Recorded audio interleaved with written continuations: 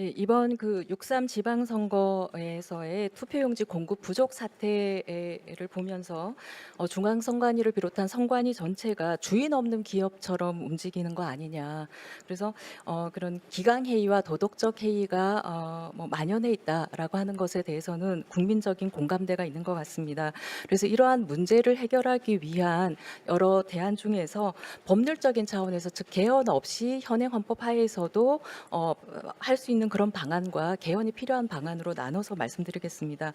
일단 이러한 문제의 원인으로 주인 없는 어떤 기업이다라는 것은 결국은 비상임 체제가 문제라고 하는 점에 대해서도 많은 공감대가 있는 것 같습니다. 그래서 그 중앙선관위를 그 상임화하는 부분에 있어서 구인 전체를 상임화하는 것은 제 생각에는 뭐 이것도 하나의 아니긴 한데 선거 시기와 선거가 아닌 시기에 중앙선관위의 그런 업무량 자체가 굉장히 차이가 나기 때문에 오히려 평소에는 선거 시기가 아닌 시기에 이 구인 전체가 상임위원으로 했을 때에는 업무량도 별로 없는데 불필요하게 조직만 비대화하는 거 아니냐 하는 어떤 그런 비판이 좀 많을 수 있을 것 같습니다.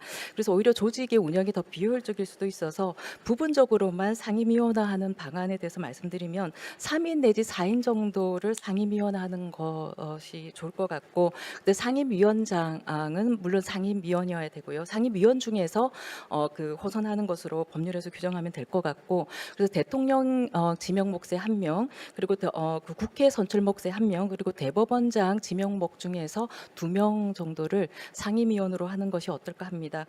그리고 그 대법원장 지명목 중에 상임위원 중에서는 전직 대법관을 한다면 여러 가지 직급이나 여러 전문직이나 이런 측면에서 호선하게 된다면 자연스럽게 대법원장 지명 몫의 상임위원이 그 상임위원장 그 중앙선관위 위원장으로 호선될 수 있어서 어떤 전체적인 중앙선관위의 어떤 정치적 중립성이나 독립성에 대한 신뢰를 잃지 않고도 상임위원화하는 것이 가능할 것으로 보입니다.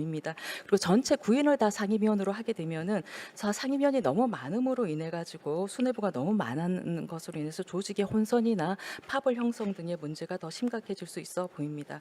그다음 두 번째 안으로는 그런 중앙선관위 위원을 포함한 선관위 위원 전체의 위원회 정치적 중립성 강화가 필요한 것으로 보입니다. 그래서 헌법재판소법에 따르면 헌법재판소 재판관에 대한 그 정치적 중립성 요구에 상응하는 그러한 방안으로 좀 강화하는 것을 필요하다고 봅니다. 그래서 당적 보유를 3년간 금지하고 그리고 공직선거 출마에 5년간 했던 사람은 결격 사유가 되고, 그리고 대통령 대선에 있어서의 그 캠프에 있었던 사람도 3년간은 그 결격 사유로 하는 등 정치적 중립성을 강화함으로써 중앙선관위에 대한 신뢰를 좀 더 높일 필요가 있어 보입니다.